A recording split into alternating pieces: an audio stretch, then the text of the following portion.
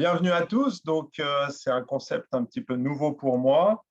Ça fait un moment qu'avec Olivier, on voulait partager des choses avec vous, avec les questions qui peuvent se poser autour des thématiques croisées d'entraînement et de nutrition par rapport au sport d'endurance en général et à la course à pied en particulier. Moi, je suis aussi beaucoup sollicité, que ce soit pour des plans d'entraînement ou des conseils en général. Je n'ai pas toujours le temps d'y répondre. Puis ce Zoom est aussi une belle manière de pouvoir interagir en direct avec les personnes qui ont des questions, qui s'interrogent et qui en même temps sont passionnés justement parce qu'ils ont envie de progresser et de mettre en place toutes ces réponses.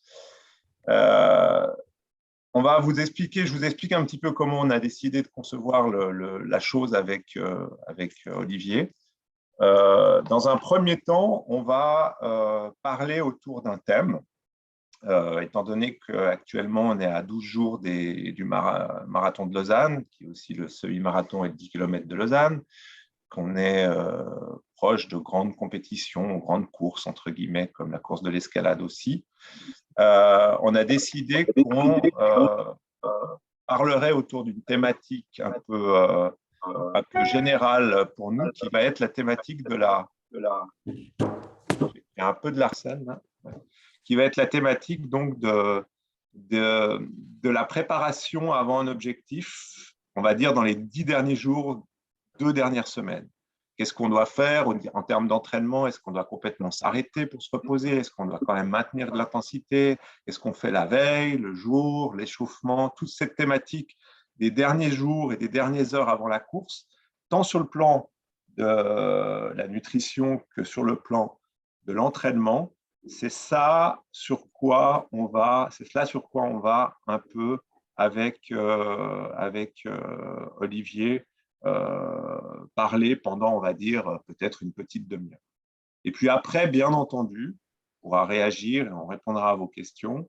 On échangera autour de ce thème spontanément, mais on sera ouvert, bien sûr, à répondre à toutes vos questions les plus larges qui puissent se poser. Il faut profiter de notre présence autour de l'entraînement en général, de l'approche nutritionnelle aussi en général, des questions qui vous sont propres, qui sont des choses que vous avez besoin pour lesquelles vous avez besoin de réponses. Voilà. Vous pouvez écrire les questions hein, volontiers, comme ça nous on les reçoit déjà un peu à l'avance et puis on peut après revenir dessus. Si ça Donc, ouais, c'est dans l'onglet discussion hein, qu'on peut écrire les questions, c'est ça? Je crois que c'est ça, Laura. Exactement, vous pouvez noter seulement, vous pouvez juste écrire, où est-ce que c'est? Je n'ai pas mon ordinateur habituel, voilà, dans l'onglet discussion, effectivement, comme certains ont compris, où ils ont écrit bonjour à tout le monde, donc n'hésitez pas, vous pouvez écrire à tout le monde, comme ça Olivier pourra regarder tout ça. Voilà, converser, c'est joli le terme converser. Parfait, parfait, parfait. Ben, merci pour cette introduction, Pierre. Avec plaisir, avec plaisir. Donc maintenant, c'est vrai que, alors moi je ne sais pas parmi vous si la plupart des gens vous êtes inscrits à des courses de fin d'année ou pas par rapport à ça.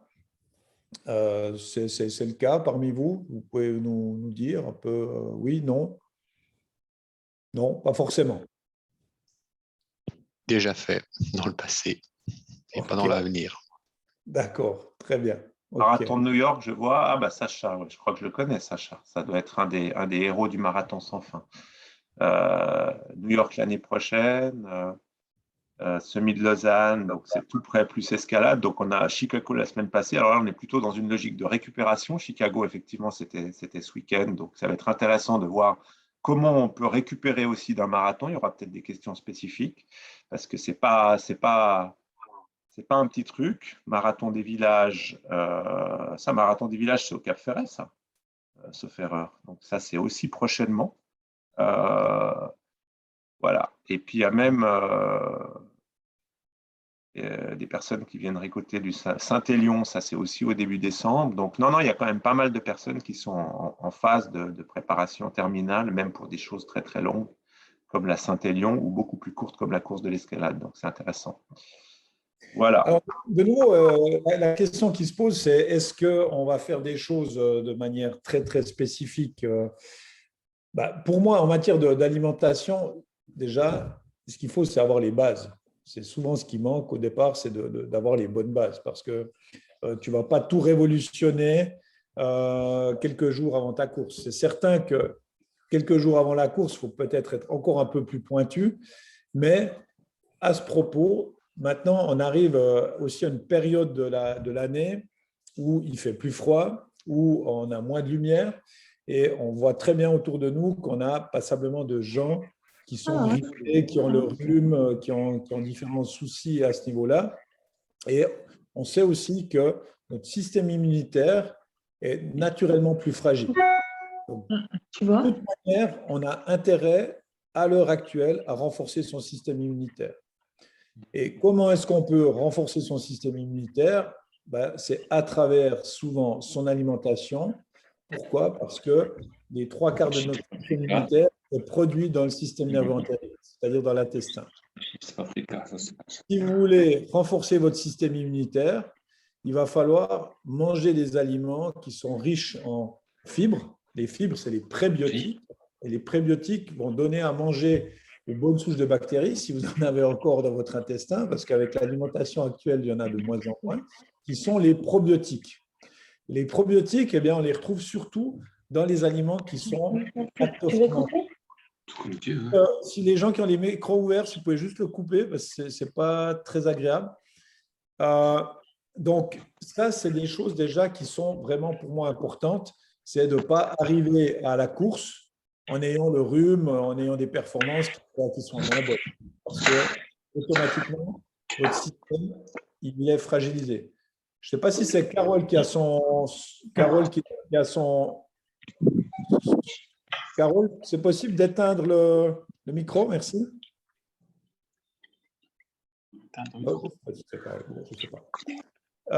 Donc, ça, c'est vraiment quelque chose pour moi qui est quelque chose d'important. Après, de nouveau, quand vous vous entraînez, si vous avez fait un entraînement de type plutôt fractionné, intermittent et compagnie, eh bien, votre système immunitaire, il est aussi fragilisé. Et à ce moment-là, c'est super important d'avoir des boissons de récupération qui vous ramènent suffisamment de vitamines, de minéraux, de micronutriments. Typiquement, nous, dans nos boissons BN Now et BN After, on va retrouver des hydrolysats de protéines de riz brun. Donc, on va aussi faire en sorte que les tissus musculaires se régénèrent plus vite. Et aussi des aliments qui sont riches en antioxydants parce que l'entraînement crée du stress oxydatif. Donc, ça, c'est des choses à faire, je dirais, de manière quasiment continue durant l'année, mais encore plus dans cette période de l'année. Ça, c'est quelque chose dont il faut tenir compte. Et je pense aussi peut-être, Pierre, je ne sais pas si tu es toujours avec nous, par rapport aussi aux échauffements, parce que moi à la base, je fais aussi de la prépa physique, par rapport aux échauffements, je pense que là, il y a des choses à tenir compte dans cette période de l'année, encore plus. Je ne sais pas ce que tu en penses, Pierre. Pierre est parti. Ouais, bon. Non, je suis là. J'avais coupé mon micro justement pour pas que ça fasse trop de pollution sonore. Oui, alors bon, plus globalement par rapport à cet aspect, avant qu'on arrive à l'échauffement, cet aspect de la préparation d'avant-course, elle est clé. Si on veut réussir une performance, qu'on soit sur une petite distance comme la course de l'escalade, qu'on soit sur une plus grande distance comme un trail, je vois qu'il y a pas mal de trails ou un marathon, les 10 derniers jours sont clés. C'est-à-dire que quand on se prépare pour un objectif, il est clair que ce qui est le plus important, enfin, l'ensemble de la préparation est importante. Arriver en forme, préparé et en forme le jour J est important. Mais c'est vrai que suivant les erreurs que l'on fait, les choses que l'on ne fait pas dans les 10 derniers jours, on peut péjorer la performance dans les grandes largeurs. Et en particulier, ce qui est dommage, c'est qu'on peut ruiner quelque part un travail qui jusqu'ici a été très, très bien fait. Donc la plupart, pour résumer, puis pour être un petit peu direct, la plupart des erreurs qui sont faites, c'est souvent un petit peu les deux extrêmes, c'est-à-dire soit de ne plus rien faire, parce qu'effectivement, le dosage consiste à ralentir pour surcompenser. Vous savez que le corps fonctionne selon un système de compensation-surcompensation. On fatigue le corps, donc il est moins performant. On le fait se reposer, il devient plus performant. On compense en fatiguant, on surcompense en se reposant, et c'est ça qui génère de la progression. C'est pour ça que souvent on dit qu'une personne qui s'entraîne une fois par semaine ne peut pas progresser, à part si elle part de zéro. Mais dans le long terme, on ne peut pas se progresser en s'entraînant une fois par semaine pour un objectif ou pour un sport. Parce que la boucle de compensation-surcompensation est trop laxe, est trop large pour que ce système se mette en place. Donc pour tout, c'est pareil. Et pour les 10 derniers jours de préparation, c'est pareil. C'est-à-dire que normalement, par exemple, un marathonien et des marathoniens ici vont faire leur dernière sortie longue 2 semaines, voire 3 semaines avant le jour J. Et logiquement, en principe, les 3 dernières semaines, c'est un cycle dégressif que l'on fait. C'est-à-dire qu'on va faire toujours moins au fur et à mesure qu'on se rapproche de l'objectif. C'est-à-dire que la 3e semaine avant l'objectif sera peut-être la plus importante du cycle. 2 semaines avant l'objectif, on va faire encore moins. Et la dernière semaine, elle va être peut-être un peu affûtage, etc., mais elle va, elle aussi, être très, très, très légère. Ce qui est très important, peut-être, c'est toujours très important d'être à l'écoute de son corps, de ses réactions, de sa fatigue. On a tous des vies aussi à côté. Personne n'est professionnel ici, donc des vies sociales, des vies professionnelles qui génèrent du stress. Donc, c'est toujours très important de doser son entraînement en fonction de ça pendant sa préparation. Mais c'est encore plus important dans les 10 derniers jours ou les deux dernières semaines pour justement faire ce qu'on appelle du fine-tuning et essayer d'arriver le jour J avec un maximum d'énergie. Vous savez tous qu'une fois qu'on est prêt, la préparation physique, elle est quelque part derrière nous. Et c'est sur les aspects mentaux que les choses vont beaucoup jouer. Et quand je dis les aspects mentaux, ce n'est pas simplement avoir envie de gagner, c'est l'énergie qu'on a, l'énergie mentale qui se transmet au physique. Si on est fatigué, si on est stressé, c'est beaucoup, beaucoup plus difficile de traverser une compétition, de traverser son objectif, que ce soit court et intense ou long et extensif, si on n'est pas bien dans sa tête et donc reposé. Donc, tout l'enjeu va consister en cela. Alors, après, je pourrais parler plus spécifiquement d'une semaine type avant la compétition, d'une journée type la veille, etc. Mais l'idée majeure, avant de leur donner la parole à Olivier, c'est véritablement de tout faire pour en faire le moins possible, en fait. C'est-à-dire se reposer dans tous les aspects de la vie, si on peut se le permettre, au niveau familial, au niveau professionnel. Donc, bien dormir, bien sûr, avoir des heures de sommeil, des bonnes heures de sommeil, et continuer de s'entraîner régulièrement, mais avec moins d'intensité. Ça paraît évident, mais si ce n'est pas quelque part mentalisé et préparé, parce qu'on sait très bien qu'il y a des choses qu'on ne maîtrise pas dans notre vie professionnelle ou familiale, la maladie du petit, le stress avec le patron et tout, mais il y a des choses, beaucoup de choses, on le sait, si on a un plan que l'on peut anticiper. Et l'idée, c'est ça. Ces 10 derniers jours, ces 2 dernières semaines étant tellement importantes, il faut être capable de l'anticiper. C'est une variable supplémentaire à l'entraînement qui prend une importance particulière à ce moment-là. Olivier, peut-être tu peux nous parler un petit peu de l'alimentation, un peu des derniers, parce que souvent on a une question qui revient, c'est que les gens un peu savent pas trop ce qu'ils doivent manger, ce qu'ils ne doivent pas manger, ce qu'ils doivent prendre comme complément.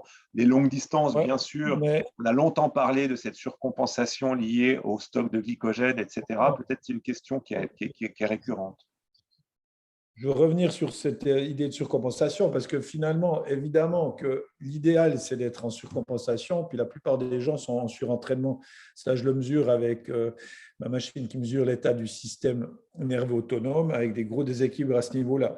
Donc déjà, c'est clair qu'on dit qu'on a à peu près en moyenne des stocks de glycogène d'à peu près 500 grammes. Donc, ça montre aussi que, contrairement à certaines personnes, moi, j'ai un des meilleurs fondeurs du monde, un Français, qui m'expliquait que lui mangeait 2,5 kg de pâtes par jour. Donc, évidemment, ce n'est pas une bonne idée, hein, et ça, il s'en est aussi rendu compte. Donc, une fois que le réservoir est plein, et actuellement l'essence est assez chère, donc on ne va pas faire que le réservoir déborde. Mais par contre, si vous voulez faire que le réservoir soit assez vite rempli parce que le lendemain vous refaites un entraînement, il est important de ramener suffisamment effectivement de glucides, si possible aussi des glucides de qualité, parce que si vous mangez des pâtes Barilla blanches, eh bien, c'est quand même pas très intéressant. Vous auriez plus intérêt à manger par exemple de la patate douce. Mais ce qui permet de renflouer les stocks de glycogène rapidement, c'est les apports en protéines. Et une fois de plus, les apports en protéines, c'est vraiment important. Souvent, dans le monde de la course à pied, les gens sont très concentrés sur les glucides, hein, tout ce qui est de nouveau hydrate de carbone, alors ça, il va à fond. Mais il ne faut pas oublier que le système nerveux, et c'est ce que disait aussi Pierre avant, le système nerveux, il est fondamental et que ce qui nourrit particulièrement notre système nerveux, ça reste les protéines parce que presque tous les neurotransmetteurs sont liés, ou les précurseurs de ces messagers chimiques, ils sont liés à des acides aminés, à des protéines. Donc, on a besoin de protéines et ça, c'est important. Et de varier les protéines, pas être que dans les protéines animales. On a aussi maintenant des protéines végétales qui sont de qualité. Ça, c'est aussi un élément important. Et par rapport aux fonctions cognitives et, je dirais, au système électrique du cerveau, vous avez les oméga-3 qui auront une importance fondamentale, qui permettront aussi d'amener, je dirais, plus de myélinisation aux fonctions du cerveau, qui permettra de donner des bonnes connexions. Et là, on retombe sur les poissons gras, on retombe aussi sur les bonnes huiles comme l'huile de colza, l'huile de caméline, etc. Donc, souvent dans le monde du sport, les gens essaient de limiter la graisse, mais le bon gras, c'est la vie, hein, et c'est grâce à ce bon gras que les vitamines qui sont liposolubles, comme la vitamine A typiquement, qu'on retrouve dans les carottes, va arriver aussi au niveau de la cellule. Donc ça, c'est vraiment une chose qui est importante. Et cette fameuse fenêtre qu'on appelait avant métabolique, mais moi j'appelle plutôt une fenêtre anabolique, une fois que l'homéostasie est rétablie après l'entraînement, il faut compter une demi-heure à 1 heure, c'est là qu'il faut absolument remettre le bon carburant et qu'il faut être très pointu sur ce que vous allez manger et des choses que vous soyez capable de bien digérer. Ça, c'est vraiment une chose qui est fondamentale. Et si vous entraînez en fin de journée, alors encore plus important d'amener peut-être un peu plus de glucides aussi, parce que avant, Pierre a parlé très justement du sommeil, parce que c'est là que normalement, si tout va bien, vous fabriquez suffisamment d'hormones de croissance, hein, qui réparent les tissus, qui régénèrent les cellules, etc. Et l'hormone de croissance, elle est fondamentale et généralement, elle est produite à travers le sommeil profond. Et un adulte devrait avoir entre 1h30 et 2 heures de sommeil profond par nuit. Moi, j'adore toutes ces montres, etc. Garmin a un algorithme qui est pas mal. Moi, j'ai un algorithme là sur l'Apple Watch qui est aussi assez bluffant. Ce n'est pas tous les mêmes algorithmes, mais ça joue assez bien quand même. Et il y a deux phénomènes dans le sommeil qui sont très importants. C'est le sommeil profond et le sommeil paradoxal. Alors, le sommeil profond, on pourrait dire que c'est celui qui vous permet de récupérer physiquement, et le sommeil paradoxal, c'est celui qui permet de récupérer psychologiquement, qui nettoie le cerveau, qui va dire ça, je n'ai pas besoin, ça, je garde pas. Donc, ces deux systèmes-là, ils sont importants. C'est-à-dire que vous pourriez dormir 10 heures par nuit, puis le matin être toujours fatigué, et vous pourriez dormir 5-6 heures par nuit et puis être en pleine forme parce que vous avez eu suffisamment de sommeil à la fois profond et de sommeil paradoxal. Et une alimentation qui est riche en tryptophane, c'est le précurseur de la sérotonine, mélatonine, donc le sommeil, ou de nouveau précurseur en GABA, l'acide gamma-aminobutyrique, qui est fondamental pour le sommeil profond. Eh bien, une alimentation riche en glucides le soir permettra justement d'avoir un sommeil qui sera vraiment récupérateur. C'est ça qu'il faut comprendre. Le sommeil, il doit être récupérateur. Ça, c'est quelque chose qui est vraiment très, très important. Je fais juste un petit saut sur quelqu'un qui a mis moi avec les fibres. J'ai justement de gros problèmes avec mes intestins.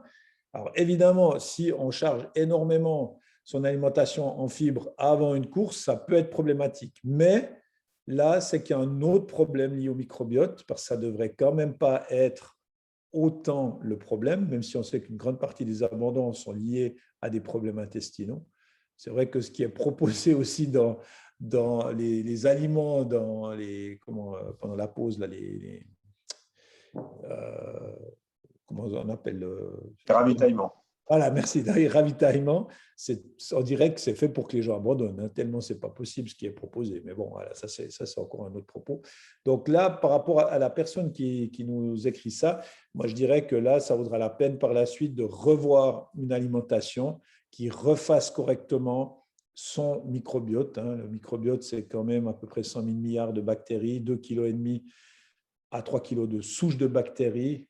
Quand même comprendre qu'à l'heure actuelle, on mange tellement d'aliments transformés qu'à la fin d'une vie, une personne, quand elle décède, a à peu près 5 à 6 kilos d'agents conservateurs dans son corps. Et que la décomposition des corps se fait de plus en plus lentement, tellement on nous fait manger de la saloperie. Donc, essayer de manger le moins possible d'aliments transformés, ce serait pas mal aussi, clairement. Donc, voilà, peut-être avant de passer effectivement sur qu'est-ce qui pourrait être bien de manger le soir avant ou à combien d'heures avant, ça c'est aussi souvent une question. Est-ce que je dois manger 1 heure, 2 heures, 3 heures, 4 heures, 5 heures, 6 heures, 7 heures avant? Je te repasse la parole, Pierre. Alors oui, merci Olivier. Moi, je voulais parler un peu plus concrètement justement des entraînements dans les jours qui suivent. Alors, sortir un peu des généralités, vous dire un peu ce que j'en pense. Donc, moi, j'aurais tendance à dire que le dernier gros entraînement, gros spécifique, donc très intensif quand on prépare quelque chose comme la course de l'escalade ou un 10 km, plutôt la dernière sortie longue, puisque quand on prépare un marathon ou un trail, bah forcément, on a des grosses sorties pour habituer le corps à la distance, habituer le métabolisme à métaboliser les graisses, justement sur la durée, faire en sorte que finalement, c'est le but de l'entraînement vis-à-vis d'un objectif, c'est au fur et à mesure qu'on se rapproche de cet objectif, c'est des entraînements à des allures et à des durées toujours plus proches de cet objectif, pour que le corps, au moment de l'objectif, eh ben, finalement, il y a déjà une forme d'habitude, une forme de message, une forme de réflexe liée à ces intensités et à ces durées. Alors, c'est rare, et en principe, c'est déconseillé qu'on fasse un 42 km avant un marathon, parce que c'est quand même très, très, très coûteux. Par contre, il n'est pas rare que la plus grande des sorties longues d'un marathonien aille jusqu'à 35-37 km, en tout cas 32-33, et c'est une grosse sortie qui va demander beaucoup de récupération. Et celle-ci, je la conseille pour les marathoniens vraiment au plus tard 2 semaines avant, voire même 3 semaines, suivant les réactions, le temps de récupération des personnes, ça devient très, très individuel. Pour les courses un peu plus courtes, comme un 10 km ou une course de l'escalade, etc., j'aurais tendance à dire, en tout cas chez les athlètes que j'entraîne dans ce registre, qui sont des athlètes de haut niveau, des jeunes, on fait la dernière séance très dure, on va dire, 7 ou 8 jours avant. Dernière série, intervalle 7 ou 8 jours avant. Par contre, que ce soit pour les marathoniens ou pour les gens qui font du plus court, je pense qu'il faut un rappel, c'est-à-dire que ce n'est pas une séance extrêmement dure, mais c'est plus qu'un footing ou une séance très, très légère. Je pense qu'il faut réveiller encore un peu le corps et faire un rappel d'intensité, même si on ne va pas dans de la très grosse intensité ou du très gros volume, 3 ou 4 jours avant la course. Parce que si les 8 derniers jours ou les 2 dernières semaines, on ne fait plus grand-chose que du footing, il y a quand même un risque que le corps s'endorme en quelque sorte. Donc, il a besoin d'être réactivé dans son énergie, dans ses vitesses, dans sa mémoire, en fait, finalement, de l'effort intense. Et ça doit être bien dosé et j'aurais tendance à dire que j'orienterai un peu les personnes par rapport à ce type de dosage. Ça ne veut pas dire qu'à côté de ça, on ne fait plus rien ou que des footings très, très lents, mais en termes d'entraînement intensif ou d'entraînement spécifique, on peut, la dernière semaine qui précède un objectif faire qu'un rappel le mercredi ou le mardi qui précède l'événement ou la course. Et 8 jours avant, on peut faire le dernier très gros entraînement. Il y a des athlètes qui peuvent s'entraîner très dur, même avec beaucoup de volume, jusqu'à une semaine de la course. Dans tous les cas, c'est clair que c'est une connerie de s'entraîner comme un malade la dernière semaine de la course. Mais certaines personnes, par contre, ont besoin de 2 semaines pour surcompenser progressivement avant le jour J, et d'autres plutôt d'une semaine. Ça, c'est personnel. Ensuite, pour terminer sur les derniers jours, c'est très personnel. Il y a des personnes qui préfèrent faire repos la veille, puis d'autres personnes qui préfèrent faire repos l'avant-veille. Ça, c'est vraiment quelque chose qui est très personnel. On doit sentir ce qui nous convient le mieux. La plupart du temps, moi, je conseille aux gens, si ça leur convient, parce que c'est un peu ce qui me convenait ou ce qui me convient à moi, de faire un petit échauffement la veille de 20 à 25 minutes, quelle que soit la distance que l'on prépare, avec quelques lignes droites un peu plus rapides, et de faire repos plutôt l'avant-veille. C'est quelque chose qui correspond bien. Souvent, les personnes, s'ils sont suivies par un masseur ou qui font un petit peu des soins, l'avant-veille, c'est bien de bien se relaxer, de rien faire du tout. Et ça, c'est peut-être quelque chose qui peut être préconisé et qui marche assez bien chez pas mal de personnes. Existe-t-il, alors vous conseillez de s'entraîner comment après la dernière grosse sortie les jours qui suivent? Question de Louise. Je pense que la dernière grosse sortie, si elle fait entre 32 et 37 km, elle va vraiment beaucoup casser de fibres musculaires. Ça va être une bonne sortie en vue du marathon. Il ne faut vraiment pas se tromper sur sa récupération. Elle va casser beaucoup de fibres musculaires. Elle va entamer la fatigue en profondeur, aussi sur le plan nerveux. Donc, il faut vraiment, j'aurais tendance à dire, Louise, pendant 3-4 jours, faire très peu. J'aurais même tendance à dire, à l'image un petit peu de ce qu'on fait après un marathon ou un très long trail, qu'on pourrait imaginer travailler plus sur des sports alternatifs sans choc les 2, 3, voire 4 jours qui suivent cette dernière grande sortie. C'est-à-dire plutôt faire de la natation ou de l'aquajog ou du vélo avant de reprendre la course. Mais dans tous les cas, même si on court, si on fait que de la course, jusqu'à, je ne sais pas si vous faites la grande sortie le dimanche, jusqu'au jeudi qui suit, il faudra en tout cas remettre aucune intensité, ni grande, ni moyenne, pour vraiment pleinement récupérer de cette dernière longue sortie. C'est comme si c'était une mini surcompensation sur une petite période, cette dernière longue sortie. Donc, il faut vraiment pleinement la récupérer pour faire venir après la forme qui va nous amener bien le jour J 2 ou 3 semaines plus tard. Avec plaisir. Alors, Alberto nous demandait s'il existait un document qui résume les conseils partagés ce soir. A priori, pas. En revanche, quelqu'un, et ça, je me tourne vers Laura, notre assistante de luxe, est toujours là, quelqu'un m'a demandé en amont de la conférence si elle pouvait être écoutée plus tard. Elle sera enregistrée de toute façon. Donc, vu qu'elle est enregistrée, donc ça, on pourra sans que ce soit un résumé, on pourra aller picorer dedans. Moi, j'en ai quand même parlé pas mal. J'ai quand même écrit 5 livres. Et ça, on va retrouver dans la performance sur mesure. On retrouve pas mal d'informations. Et puis, cerveau avec un X tout par-delà, où on retrouve aussi beaucoup d'informations, aussi par rapport aux heures d'entraînement, les meilleures heures d'entraînement. Parce que là, je ne sais pas ton point de vue, Pierre, mais moi, j'ai des gens, par exemple, qui vont faire du crossfit à 6 heures du matin. Honnêtement, au niveau articulaire, 6 heures du matin, on n'est pas fait pour faire du sport. Hein. Il y a des heures qui sont meilleures, on le sait. Hein. Il y a beaucoup de tests qui ont été faits à ce niveau-là. L'heure de midi, souvent, c'est pratique, mais ce n'est pas forcément non plus la meilleure heure pour s'entraîner. On sait que où on développe le plus de force, ce serait plutôt entre 17 et 19 heures.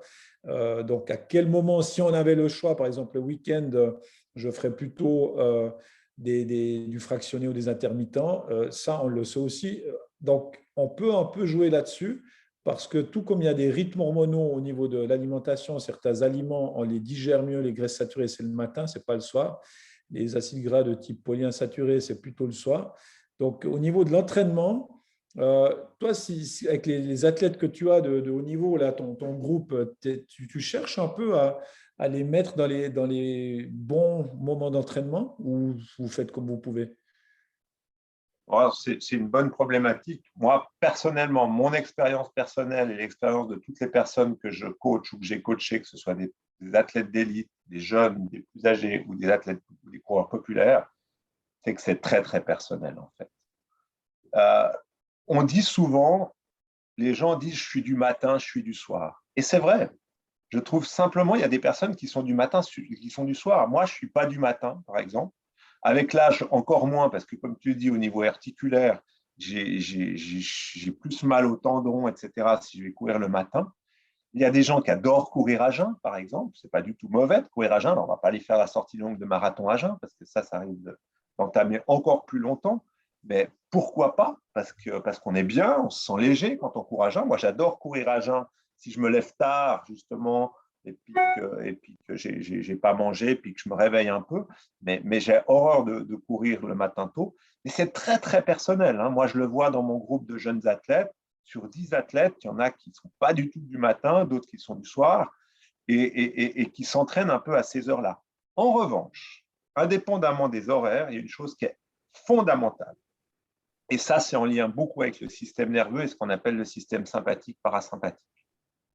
Par rapport aussi à la gestion du poids et à la métabolisation des graisses. Vous savez, on ne va pas rentrer dans les détails, mais vous avez déjà tous entendu que, en particulier sur les longues distances, il faut avoir un bon seuil des graisses, c'est-à-dire que son métabolisme, pour avoir une bonne endurance, pour développer une bonne endurance, on doit le mettre en condition de pouvoir puiser dans les graisses et pas seulement dans les sucres. Hein. C'est une manière de prévenir les coups de fatigue, de prévenir les blessures, etc. Pour cela, il y a une règle qui est hyper importante par rapport au système du stress, c'est-à-dire que quand on est stressé, on consomme plus de sucre, et d'ailleurs, dans notre alimentation, on a besoin de plus de sucre. Et quand on est moins stressé, quand on est à l'aise, on est plus à même d'aller puiser dans les graisses et donc d'économiser ces sucres, d'être moins acide de manière très schématique dans sa manière de faire des efforts. Donc la règle de base qui s'applique par rapport à cette réalité-là, c'est que quand vous êtes stressé par quelque chose à la maison, par un manque de sommeil, par du stress au boulot, par des journées qui sont extrêmement chargées, il faut faire des entraînements de très basse intensité. C'est quand vous êtes bien, quand vous avez moins de stress, peut-être le week-end, quand vous êtes dans un système où vous êtes plus à l'aise, que vous pouvez mettre des entraînements d'intensité. Et ça, c'est hyper important, au-delà de ce que vous avez mis ou de ce que votre coach vous a mis sur le plan, de doser et d'adapter les entraînements en fonction de ce stress de la vie en général. Et c'est comme ça qu'on arrivera à être beaucoup plus efficace, à progresser et surtout à éviter blessures et coups de pompe qui viennent d'on ne sait où, mais qui finalement peuvent être quand même un petit peu téléguidés dans le bon sens du terme en fonction de l'usage de cette règle-là. Là, je te rejoins complètement parce que moi, je mesure quand même beaucoup de gens qui ont un cortisol élevé. Et comme tu dis, quand tu as le cortisol élevé, généralement, c'est que tu as le système nerveux sympathique trop élevé. Et si en plus, à ce moment-là, tu vas commencer à te faire du 30-30, tu risques vraiment de te faire mal. Et ça, ce n'est pas une bonne idée. Et plutôt que de suivre bêtement un plan d'entraînement, il vaudrait mieux suivre son ressenti à quelque part. Et pour moi, j'ai un peu la même vision en matière d'alimentation. Ça ne sert à rien de manger du chocolat noir à 90% si tu n'aimes pas du chocolat noir à 90%. Bah, tu manges peut-être d'abord à 50%, 60%, tu t'habitues peut-être à l'amertume. Mais cette notion, elle reste importante. Plutôt que d'obliger certaines personnes à manger certaines choses, non. Moi, j'ai fait le suivi de Noam Yaron, qui a fait la traversée des 5 plus grands lacs de Suisse, et son alimentation, elle était assez amusante. Mais j'ai cherché des choses qui pouvaient lui convenir. Il a mangé souvent en nageant des pommes de terre avec des cornichons, des biberly, des trucs. Voilà. On se dit, pourquoi? Parce que ça lui faisait aussi plaisir. Et cette notion de plaisir, d'avoir un bon ressenti de ce qu'on mange, pour moi, elle reste aussi vraiment importante. Et par rapport à ça, aussi par rapport aux heures d'entraînement Alors évidemment, 6 heures du matin, c'est clair que non. Je rejoins complètement Pierre sur le côté, il y a des gens du matin, des gens plus de fin de journée. Mais par rapport à ça, l'alimentation, est-ce que je dois manger 2 heures avant, 3 heures avant? Cette règle des 3 heures, pour moi, elle ne veut absolument rien dire. Moi, j'ai des footballeurs professionnels qui mangeaient 7 heures, enfin ça, c'en était que 7 heures avant son match. Et d'autres, 2 heures avant, s'il était remplaçant, le gars, il était presque en hypoglycémie parce qu'il stressait beaucoup, donc il activait plus son cortisol, son sympathique, et il brûlait énormément d'énergie et donc de glycogène juste par stress. Donc, quelqu'un qui mangerait super bien, la course, il a le stress de la course, plein de choses, etc., il pourrait se vider de son glycogène à quelque part. Donc, cette notion, c'est aussi de tester. Moi, je dis toujours aux gens, je vous propose quelques idées de menus avant, par exemple, le matin. Un truc que moi, j'aime bien, c'est l'omelette à la banane avec un peu de cannelle, parce que c'est des choses qui, normalement, se digèrent assez vite. Mais moi, c'est quelque chose, en une heure, c'est clair que c'est digéré. Peut-être que quelqu'un, ce sera 2 heures. Donc, il faut aussi faire des tests, essayer ce qui convient. Alors, pour moi, c'est clair que tout ce qui est lié au gluten, c'est aussi dans le monde du cyclisme, on essaye une semaine avant de limiter un maximum les pâtes qui contiennent du gluten. Le seul pain qui est intéressant, c'est du pain au levain naturel parce qu'il ramène des bonnes souches de bactéries, des ferments lactiques qui sont intéressants. Sinon, le pain, de manière générale, surtout le pain blanc et compagnie, il ne faudrait pas le toucher. Donc, il y a un peu des règles comme ceci. Mais après, c'est à vous d'essayer certaines choses, puis vous dire, tiens, quand j'ai mangé ça, comment je me sens? Si je le mange 2 heures avant, 3 heures avant, 1 heure avant, et puis vous faites vos propres tests. Moi, même en ayant vu des milliers de gens, qui suis-je, je dirais, pour vous dire c'est 2h30 avant qu'il faut manger ça. Non, on a tous un intestin qui digère les choses différemment.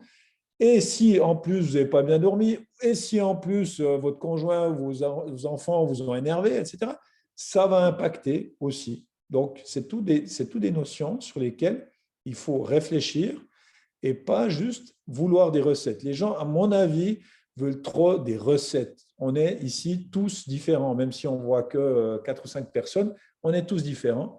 Donc, soyez curieux, cherchez ce qui vous convient. Par rapport à ça aussi, une chose pour moi est évidente, c'est qu'on ne boit souvent pas assez.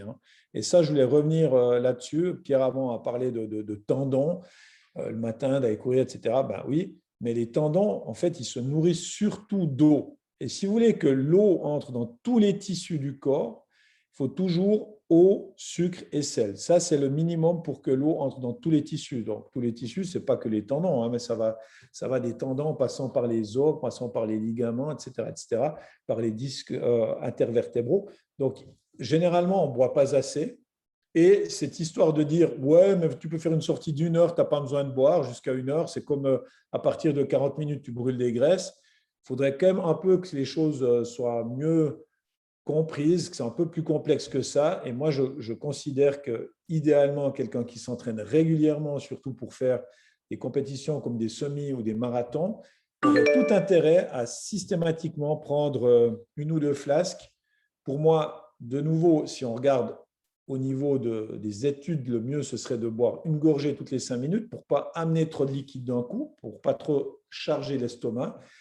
Ça, ce serait certainement l'idéal. Et après, faites très attention à des boissons comme le café, parce qu'il y a des caféinomanes qui en boivent 6, 8, 10 par jour. Et la caféine a un effet diurétique. Donc, vous allez assécher vos tendons, vous allez aller plus souvent uriner. Et en plus, la caféine a un effet inhibiteur sur le fer, sachant qu'il y a à peu près 1 milliard de personnes qui sont carencées en fer. Ça va être un problème. Et un peu cerise sur le gâteau par rapport aux gens qui ne boivent pas à l'effort ou qui boivent que de l'eau. Moi, je mesure souvent que ces gens-là ont un foie qui est fatigué. Et si le foie est fatigué, il absorbera encore moins bien le fer. Donc, après, ça devient quand même un cercle vicieux. Donc, ce serait bien de prendre en compte tous ces paramètres-là si on a l'ambition de faire du sport, parce que, comme l'a dit Pierre, personne n'est professionnel ici, mais l'objectif final, c'est que le lendemain et le surlendemain, vous puissiez marcher. On est d'accord, ne pas finir complètement fracassé après une course. et que le sport devrait, je dis bien devrait, parce qu'à force de voir certaines choses, devrait rester quelque chose qui vous améliore la santé plutôt que quelque chose qui vous la péjore, évidemment. Donc, faites attention à la caféine. Ça ne veut pas dire que vous ne pouvez pas boire du café, parce qu'un ou deux cafés de qualité par jour, ça vous fera du bien, aussi au niveau du système nerveux. Faites attention à l'alcool, parce que l'alcool aussi, bon, non seulement ça fatigue le foie, ça on le sait, le cerveau aussi, mais l'alcool déshydrate aussi. Donc, si vous buvez un verre, il n'y aura pas de souci, mais quelques jours avant une course, c'est là, moi, je vous conseille de quasiment pas boire d'alcool ou de pas du tout en boire non plus, ça c'est certain. Et puis après, tout ce qui est boisson light et compagnie, c'est une catastrophe parce que en fait, on va retrouver, c'est de l'aspartame, on va trouver certains, on va dire, faux sucres qui ont un effet très perturbant de nous sur l'intestin à moyen et long terme. Donc ça, c'est aussi des boissons qu'on oublie. Et puis le lait, moi, je suis ni pour ni contre si vous le digérez bien. Mais à la base, il y a quand même beaucoup de gens qui ont des problèmes liés au lactose, de plus en plus, pas mal de gens qui ont des problèmes aussi liés à la caséine. Donc, est-ce que vous avez besoin de boire du lait à votre âge? Je ne pense pas. Et un des pires mélanges, c'est de rajouter du lait ou de la crème dans le café parce qu'au niveau, on va dire, chimie, c'est une catastrophe pour l'intestin. Donc ça, c'est des choses que vous pouvez améliorer. Et moi, je dirais, faites-vous des tisanes régulièrement, parce que ça, c'est facile. Le thé vert, c'est aussi bien. Donc voilà, quitte du thé vert contre café. Alors de nous, il faudrait boire énormément de thé vert pour qu'on ait le même problème qu'avec la caféine. On est sur la même molécule, mais l'impact est nettement moins important. Et avec 5 grammes de thé vert, vous pourriez vous faire même un thé vert froid de 1,5 litre, hein, donc sans aucun problème. Et moi, quand je me fais des thés, je réutilise souvent 3 fois ce que j'ai mis comme thé en vrac, et ça reste un thé qui est très, très bon. Donc, pas de souci avec le thé vert. En plus, il est bourré d'antioxydants. Si vous rajoutez un peu de citron dans votre thé vert, vous aurez les antioxydants qui seront encore beaucoup mieux absorbés. Donc, ça reste un produit particulièrement intéressant. Un autre encore plus intéressant, c'est le thé pu'er, qui à la base est un thé post-fermenté, qui vient du thé vert et qui a un impact très positif à la fois sur le foie et sur l'estomac. Donc ça, c'est tout des choses que vous pouvez en plus améliorer plutôt que de rajouter de la crème ou du lait dans les produits, je dirais, de boisson. Voilà sur ce que je peux vous dire à ce niveau-là. Je vais répondre à Louise qui pose une question, enfin qui parle, qui dit à propos de courir à jeun, mes études me conseillent d'éviter cela pour éviter de taper dans les muscles et les autres systèmes. Qu'en pensez-vous? Alors, j'aimerais faire une petite schématisation du système énergétique du sportif, de l'homme en général, mais du sportif d'endurance en particulier. En fait, si on associe notre corps à l'image d'une voiture, donc finalement, la cylindrée de notre moteur, c'est notre VO2 max, hein, c'est notre capacité à courir vite. Donc, on n'est pas tous égaux par rapport à ça. On peut l'améliorer chacun à notre niveau, mais naturellement, Kipchoge a une meilleure VO2 max que moi, ou que n'importe qui en ce moment sur cette terre, visiblement, même si ce n'est pas que sur la VO2 max qu'il a réussi à courir 2 heures au marathon. Mais bref, ça, c'est quelque chose qui fait partie de la cylindrée du moteur. Par contre, quand on court, et particulièrement quand on court des longues distances de plus d'1 heure et demie de durée, on va rentrer dans la question du carburant, en fait, de l'essence qu'on met dans le carburant pour avancer. Et vous savez bien qu'indépendamment de la cylindrée du moteur, c'est-à-dire que si on n'a plus de carburant dans le moteur, une 2 chevaux ira plus vite qu'une Ferrari, hein, si elle a du carburant, et si la Ferrari n'en a plus. Donc cette question du carburant, elle est très importante. Et finalement, l'homme coureur, la femme coureuse, ont à leur disposition pour avancer 3 types de carburants, enfin deux grandes familles de carburants qui sont les graisses, qui est un carburant très lent, qui n'est pas un carburant de la vitesse, mais qui a une capacité quasiment illimitée dans le corps. Il y a beaucoup de réserves de graisse. On peut puiser très longtemps dans ce réservoir-là. Et puis à côté de ça, il y a le carburant de la vitesse, qui sont les sucres, qui donnent de la vitesse, qui est un carburant rapide, qui est un carburant power, mais qui a une capacité très, très, très limitée en volume. Le carburant des sucres, il est de deux ordres. Il y a le sucre du foie, qui est celui qu'on utilise en premier. Et puis, une fois qu'on a épuisé le réservoir du sucre du foie, on va aller puiser dans le sucre du muscle. Et là, le réservoir, il est tout petit. Donc, il ne nous reste pas beaucoup de kilomètres en autonomie dès lors qu'on n'a plus de sucre plus d'essence dans le réservoir du foie et qu'on entame les sucres. Et c'est ça qui se passe dans un marathon quand on a ce qu'on appelle le mur du 30e ou que tout d'un coup, notre tête a envie d'avancer, nos muscles à la limite vont assez bien, mais finalement, c'est vraiment comme si on n'avait plus de réservoir dans le moteur, on peut juste plus, ou alors certains ont des crampes. C'est quand finalement, on a épuisé tous les sucres, ceux du foie et ceux du muscle et qu'on ne peut plus avancer, on n'a plus aucune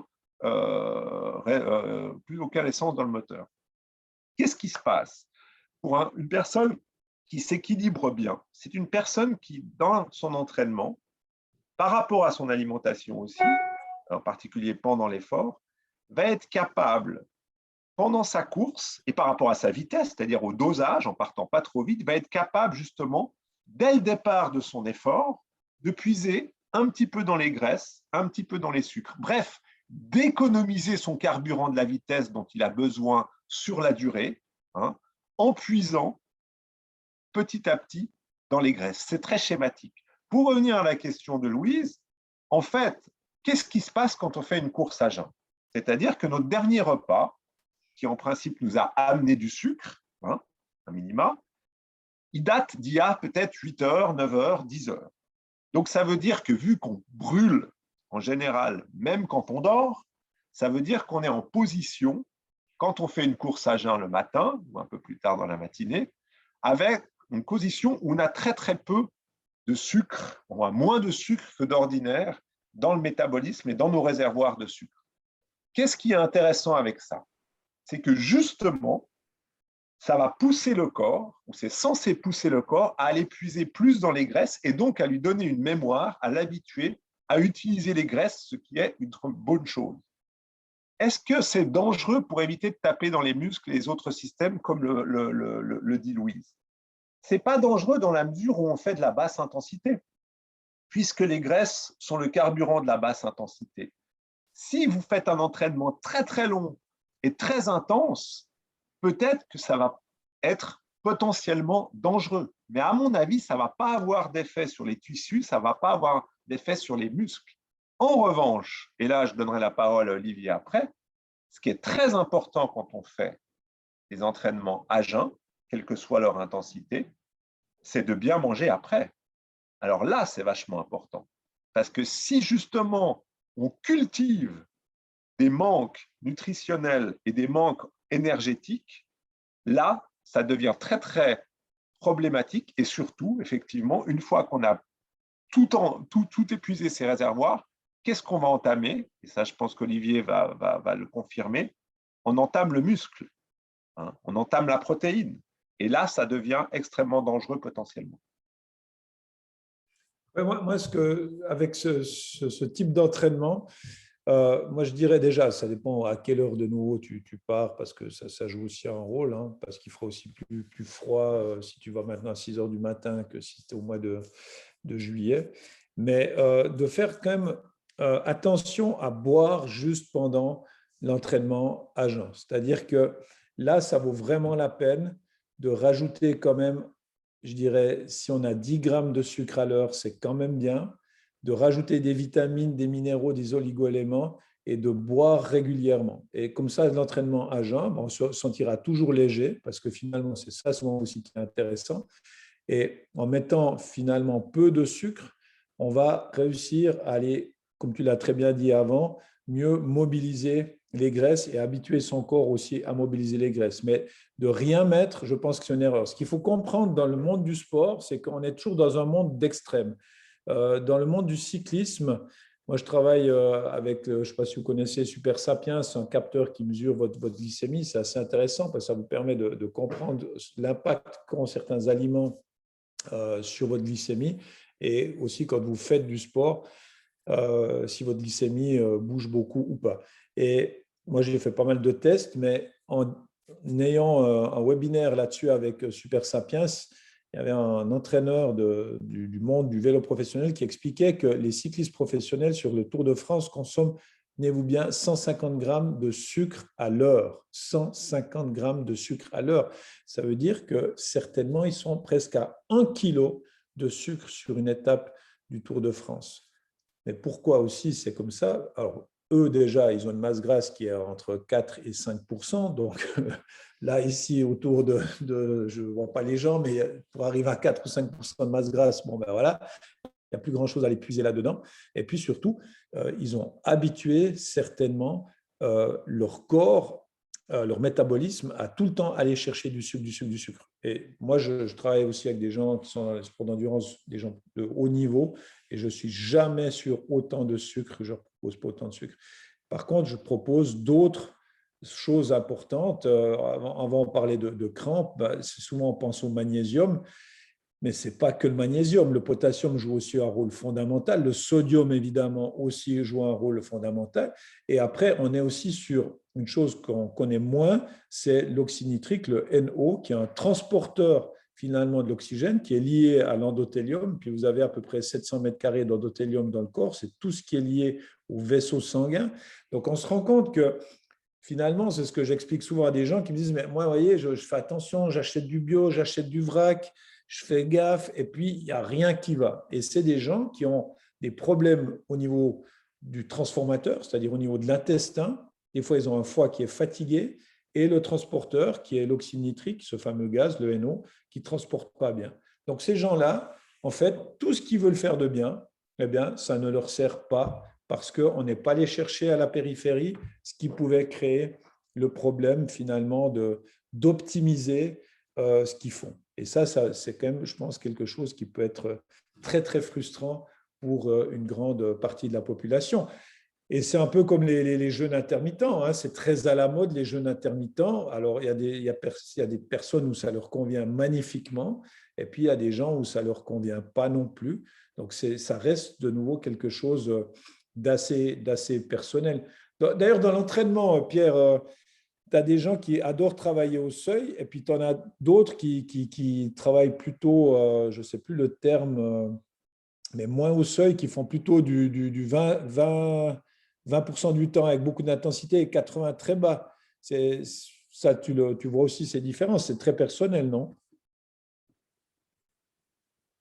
Si Pierre est encore là. Pierre n'est plus là. Bon, alors moi, j'ai effectivement des personnes au niveau des profils qui préfèrent vraiment travailler souvent au seuil, et puis d'autres, pas du tout. Donc, ça reste des choses assez personnelles, une fois de plus. Pierre, tu es là? Non, il n'est pas là. J'ai quelqu'un qui me demande que recommandez-vous sur la fréquence des prises de sucre, boissons, bars, pâtes de fruits, gel. Alors moi, les gels, je suis complètement contre parce qu'il y a une arrivée de sucre qui est beaucoup trop importante sur un intestin qui est quasiment pas vascularisé. Donc pas vascularisé. Excuse-moi, Olivier, Ouais, j'ai perdu l'écran. pas de souci. Désolé. Non, alors, pour répondre juste sur ta question, je pense que travailler au seuil ou en intensité, ce n'est pas une question de préférence, c'est une question de nécessité. C'est-à-dire qu'à un moment donné, on parlait de la phase spécifique au début de cette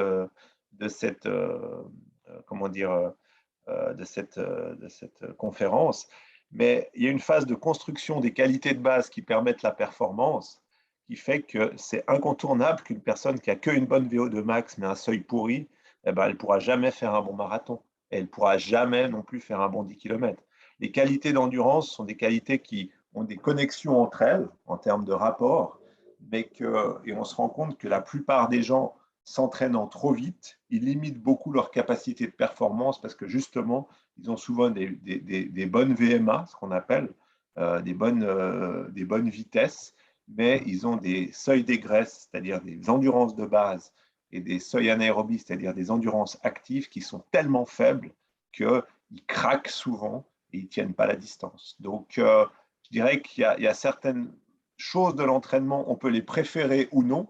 Il y en a des personnes qui préfèrent, souvent les femmes préfèrent s'entraîner doucement et les hommes sont un peu plus dans l'intensité. Après, d'une personne à l'autre, ça peut changer. Mais à partir du moment où on cherche à progresser ou à être bien dans une course ou à réaliser une performance même à son propre niveau, il y a des choses qui sont incontournables dans le cadre de la préparation physique.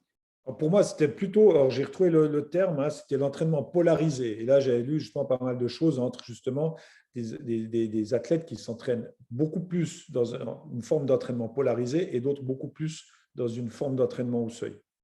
C'était Ouais, ça. alors polarisé, le terme polarisé fait référence au fait qu'on va aller travailler dans les deux extrêmes, c'est-à-dire qu'on va travailler que des footings très lents. Encore faut-il savoir ce que c'est qu'un footing très lent, parce que ce n'est pas très très clair suivant les personnes. Hein. Il faut savoir qu'une personne comme on dit, ouais, non, mais les footings et tout.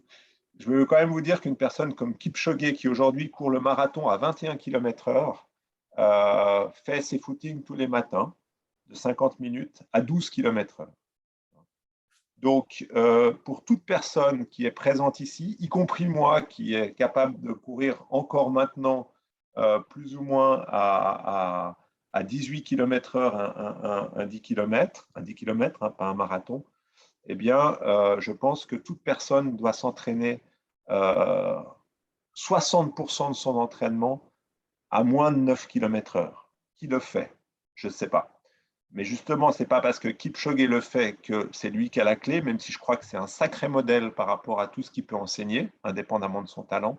Mais moi, je suis vraiment quelqu'un qui préconise un entraînement polarisé dans le sens où il faut s'entraîner très lentement, il faut faire des intensités, mais en même temps non polarisé dans la mesure où le seuil, c'est-à-dire les entraînements d'endurance active qui sont au centre de cette polarisation finalement, sont fondamentaux. Voilà. Et puis, une chose aussi pour moi qui est importante, parce que dans tous les sports, c'est l'entraînement, de varier les entraînements et de faire des entraînements croisés et de ne pas faire que de la course à pied, comme certains font beaucoup de vélo en été, dans le ski alpinisme, etc. Et je pense que ça c'est aussi quelque chose à dire, de ne pas faire que sa discipline. Un nageur, il ne devrait pas que nager non plus. Ça, c'est une chose que je pense aussi à dire. Je vais juste finir justement sur la question des fameuses boissons, bars, pâtes de fruits et gel. Alors, personnellement, moi, j'ai des athlètes qui font des heures, 10, 20 heures où ils mangent rien de solide. Parce que dès le moment où vous devez manger quelque chose de solide, ça prendra plus d'énergie au niveau de la digestion que si c'est un produit liquide. Après, comme j'ai commencé à le dire, le problème des gels, souvent, c'est qu'il y a beaucoup trop de sucre sur un intestin qui est souvent plus vascularisé qu'à 20%. Donc, il y a quasiment plus d'oxygène qui passe. Et cette arrivée de sucre trop importante peut créer des dommages avec des problèmes d'estomac, de vomissement, des diarrhées, des choses de ce type-là. D'où l'importance de ramener régulièrement une boisson d'effort qui convient, une personne qui peut bien digérer. Et puis, dans les ravitaillements, ben, évidemment que selon dans quelle course vous êtes et puis le sponsor, vous êtes obligé de boire par exemple d'Isostar ou des choses comme ça, souvent qui est assez difficile à digérer. Bon, ben là, quelles sont les solutions? Peut-être que, Pierre, moi, j'ai moins l'habitude de ça. Tu peux peut-être expliquer. Je crois qu'il y a des marathons où tu es obligé de prendre ce qui te donne comme ravitaillement et tu ne peux pas prendre, ou on ne peut pas te donner de ravitaillement. C'est juste? Bah non, ce n'est pas tout à fait juste. C'est-à-dire que personne n'est obligé de prendre rien. Chez les athlètes d'élite, effectivement, ils ont leur propre boisson posée sur des tables. Donc, normalement, on n'a pas le droit légalement de leur donner des ravitaillements en dehors des ravitaillements officiels. Mais là, ils ont leur propre boisson qu'ils ont pu préparer et qui a été déposée par l'organisation avant. Mais on ne parle pas de l'élite. Le problème de l'élite, c'est que, en principe, on voyage, sauf si on a une personne qui est capable de nous suivre sur tout le marathon ou à tous les ravitaillements, ce qui paraît quand même assez compliqué, même si on est en vélo. on est obligé soit de se munir de boissons, puis ça alourdit, hein, j'entends, on ne peut pas non plus, etc., soit de prendre ce qu'il y a effectivement sur les tables. Et en principe, il y a forcément de l'eau, plus une boisson isotonique qui est la boisson du sponsor du marathon. Donc, si les personnes, personnellement, avec les coureurs populaires que j'entraîne, moi, personnellement, je leur dis, prenez de l'eau avec le gel que vous aurez testé, ou le gel, ou l'élément, on va dire, un peu pseudo-solide, enfin, que vous pouvez transporter, puisque l'eau, on ne peut pas la transporter, ça alourdit trop. Donc, on peut transporter dans une ceinture adéquate. Je leur dis, testez le gel qui vous convient dans les sorties longues avant. Vous êtes sûr que vous n'allez pas avoir des problèmes intestinaux avec ce gel. Et vous le prenez au ravitaillement avec l'eau qu'on vous propose.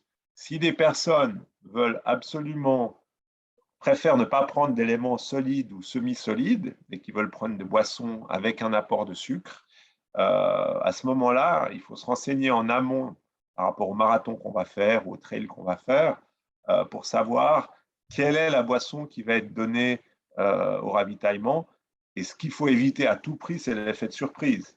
C'est-à-dire qu'il faut tester avant cette boisson parce que si on se dit « ouais, moi je vais prendre ce qu'il y a ce jour-là », on a une chance sur deux d'avoir des problèmes et de ne pas la digérer. Puis là, de nouveau, on ruine tout en une fois. Juste une parenthèse, pour un 10 km, ce n'est pas la peine de boire. Enfin, on peut boire ou s'hydrater un petit peu, mais en tout cas, l'apport de sucre est totalement inutile. Il rentre en ligne de compte à partir d'efforts qui commencent à 1h30. Voilà. C'est ça, donc on compte à peu près 1h30 où là, on aurait commencé à épuiser ses de glycogène. Donc, est-ce que l'eau est adaptée dans une course? Alors, dès le moment où on court, en tout cas 1h30, l'eau n'est plus suffisante, clairement pas. Ou alors, il va falloir descendre, comme on l'a dit avant avec l'entraînement à jeun, il va falloir descendre son intensité de façon importante pour se dire, bah, tiens, je vais aller chercher comme substrat énergétique, je vais aller puiser dans mes graisses. Mais si on veut continuer d'être performant, d'être bien, eh bien, que de l'eau, ce sera quelque chose qui sera quand même pas tout à fait adapté à la performance souvent qu'on aimerait avoir. Voilà, je ne sais pas si vous avez encore des questions ou des remarques ou si vous voulez les poser directement en ouvrant le micro. Vous pouvez sans autre, avec plaisir, prendre la parole et puis nous poser des questions. Alors, ne devrait-on pas éviter de perdre trop d'eau ou trop de notre propre énergie et consommer le plus rapidement et continuellement les apports d'énergie? C'est exactement ce que j'ai dit avant. Pour moi, le mieux, c'est vraiment de boire idéalement une gorgée toutes les 5 minutes. Donc, quelqu'un qui n'est pas là pour faire un résultat de dingue, ce serait d'avoir ces 2 flasques et puis de se dire, bon, ben, j'ai ma boisson d'effort qui me convient bien. Et puis, toutes les 5 minutes, je prends ça. Moi, sur trail, c'est ce qu'on donne à travers les camelback, où on dit même que programmer sa montre, un bip, et puis je bois au moins une gorgée. Alors, des fois, c'est peut-être plus dur, où il fait plus chaud et j'ai besoin d'un peu plus, mais ça permet d'être régulier. Et ça, je pense que c'est quelque chose qui est important, c'est d'amener régulièrement le bon carburant et surtout de ne pas trop charger d'un coup. Ça, c'est certain que ce ne sera pas bon. Voilà. Alors, est-ce en plus pour les longues distances de rajouter du sel dans nos liquides afin de garder un maximum de temps les fluides? Ça dépend toujours aussi de la transpiration de chacun, hein, parce qu'il y a des gens qui transpirent vraiment énormément et il y a des gens qui transpirent moins. Ça peut aussi dépendre de la chaleur, mais je dirais que d'une manière générale, s'il ne fait pas super chaud puis qu'on n'est pas quelqu'un qui transpire beaucoup, on n'a pas besoin de rajouter encore beaucoup de sel, sachant qu'à la base, on devrait consommer 4 grammes de sel par jour et qu'en Suisse, on en consomme 9 grammes. Donc, on ne devrait pas être non plus trop vite en manque de sel, mais ça dépend de nouveau, comme je viens de le dire, de chacun. Après une course longue distance, demi-marathon, quels aliments favorisent la régénération musculaire? Alors là, de nouveau, hein, il va falloir aller sur de la protéine. là, on peut aussi aller sur des protéines végétales maintenant qui deviennent aussi très, très intéressantes. Mais le poisson, ce sera aussi une protéine intéressante. Je n'irai pas trop dans la viande rouge à ce moment-là parce qu'on va plutôt s'acidifier. Alors ça, c'est clair qu'il faut faire attention. Et puis après, la cicatrisation musculaire, c'est aussi beaucoup tout ce qui est lié aux os. Donc là, vous allez aussi pouvoir manger des oléagineux. Moi, j'essaie de manger tous les jours des noix, des amandes, des choses comme ça de qualité. Ce sera toujours aussi un plus. Et des aliments, comme je disais avant, la patate douce, parce que c'est basifiant et que après un effort, on est quand même très acide. Donc, la patate douce, les châtaignes aussi, c'est la période de la châtaigne, c'est aussi quelque chose qui est très intéressant. Et suffisamment, bien sûr, de légumes pour un peu tamponner toute cette acidité. Est-ce que l'eau de coco, riche en électrolytes, est un bon substitut naturel et peut remplacer les boissons? Non, clairement pas. Ça, c'est un peu du pipeau, hein, l'histoire de l'eau de coco. Ouais, bon, voilà, comment dire, c'est un produit qui est un peu à la mode. Souvent, c'est des produits un peu qui viennent des États-Unis parce que c'est à la mode, mais ça n'a rien à voir. Si je prends ce que moi j'ai formulé avec le BN Now ou le BN After, avec tout ce qu'on va retrouver comme électrolytes, mais aussi des hydrolysats de protéines, de la glutamine. On va retrouver de la taurine qui permet de mieux assimiler. Ce n'est pas un excitant, la taurine. Un peu de créatine qui a un effet tampon sur l'acide lactique qui permet de refaire le glycogène musculaire plus vite, etc. Je dirais non. Après, ce serait mieux de boire de l'eau de coco que du Gatorade ou du Powerade. Ça, oui, c'est certainement. Parce que là, on va retrouver des boissons qui sont bourrées d'agents chimiques qui ne sont pas du tout intéressants.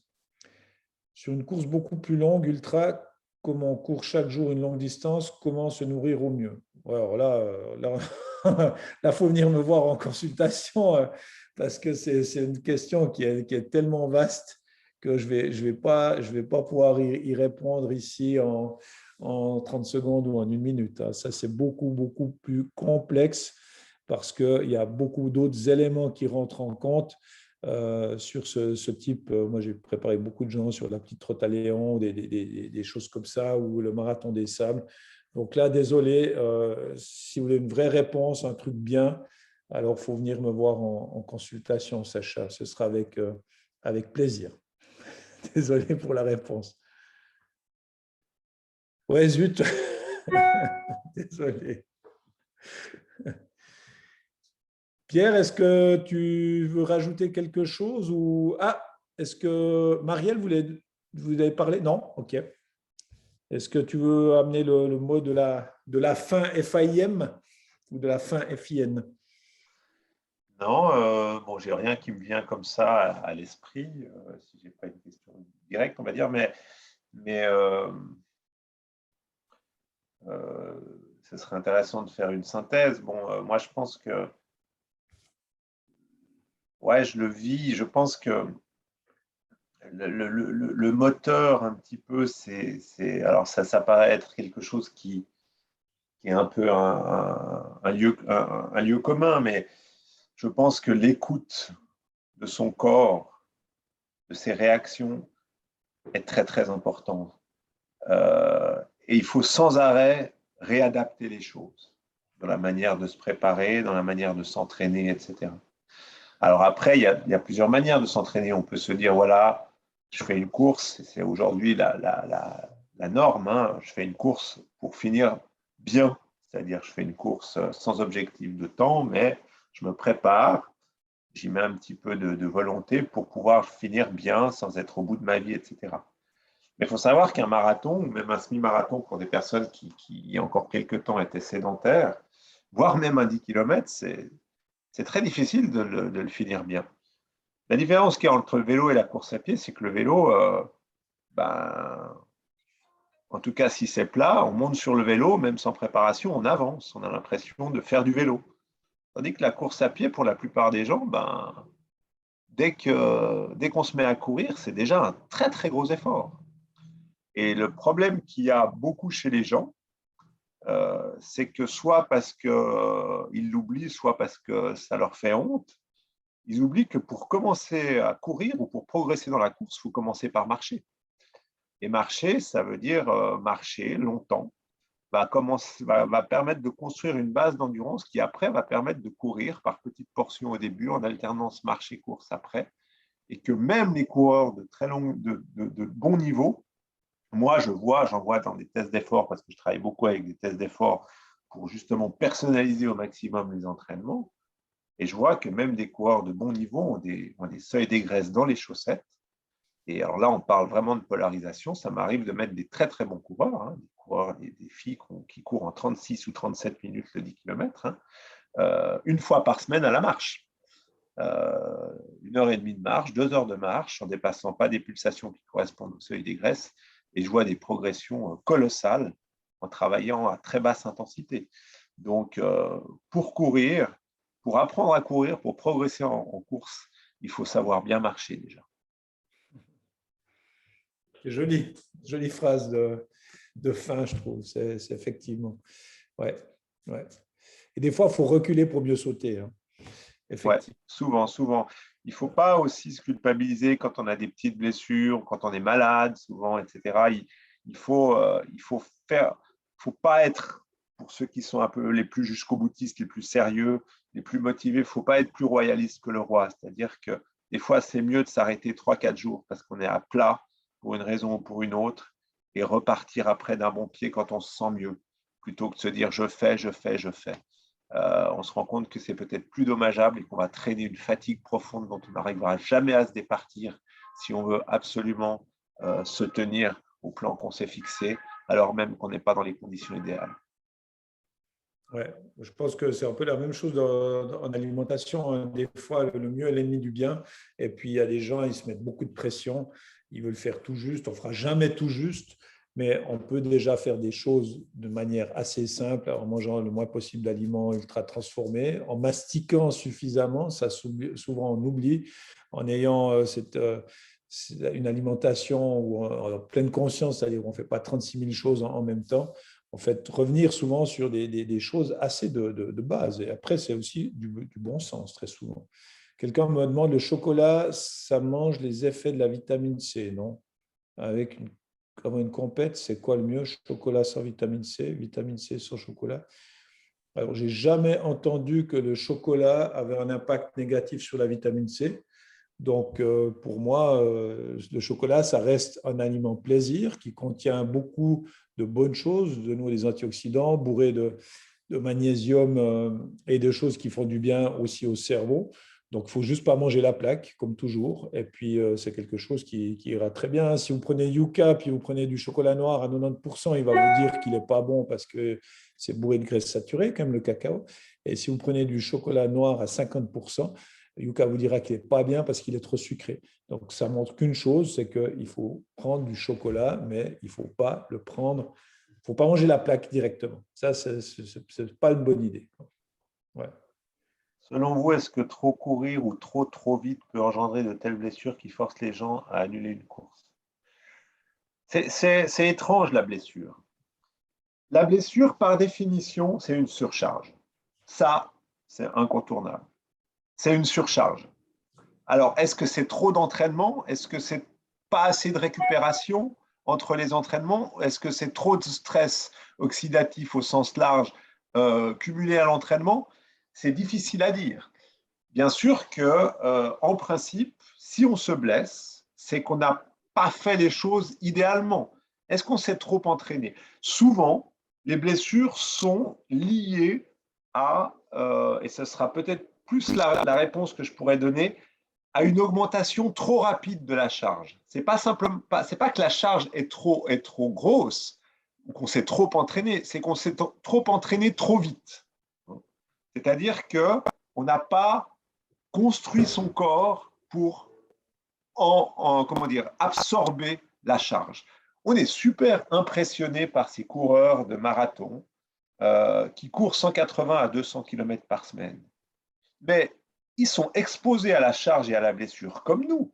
Simplement, ils ont tellement préparé leur corps depuis des années que leur corps, leurs tendons, leurs articulations, leurs muscles ont une capacité d'absorption de la charge qui est optimale. Donc, c'est pareil pour les coureurs populaires. À un moment donné, on ne peut pas se dire dans 3 mois, je vais faire un marathon en partant de zéro. hein. On doit construire son corps et ça passe par une réadaptation. Moi-même, pendant 10 ans, j'ai couru très, très peu. Il y a 3 ans et demi, j'ai eu une blessure au genou.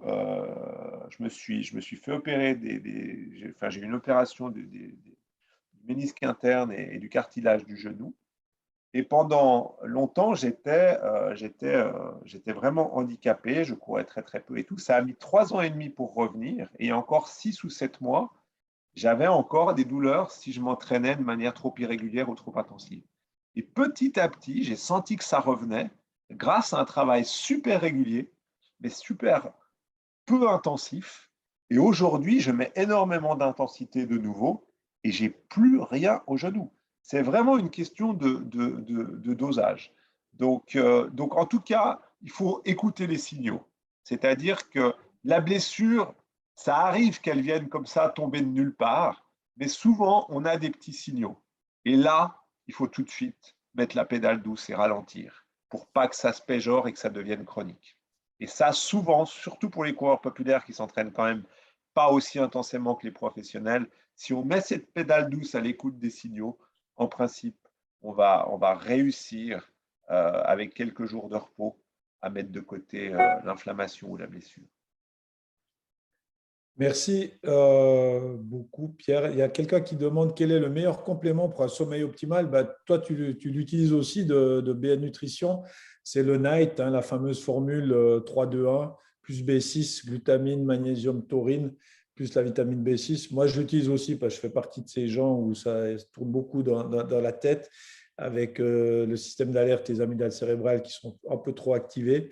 Et c'est vrai qu'on a, d'après les montres aussi, les gens qui travaillent avec la mesure du sommeil, des personnes qui triplent assez rapidement le sommeil profond avec cette formule Night de BN Nutrition. Donc ça, je peux que vraiment vous le recommander. Je crois que tu as des athlètes ou toi aussi, il me semble, Pierre. Ouais, je l'ai testé sur des athlètes, je le prends sur moi quand j'ai des périodes un peu plus stressantes. Ouais, tout à fait.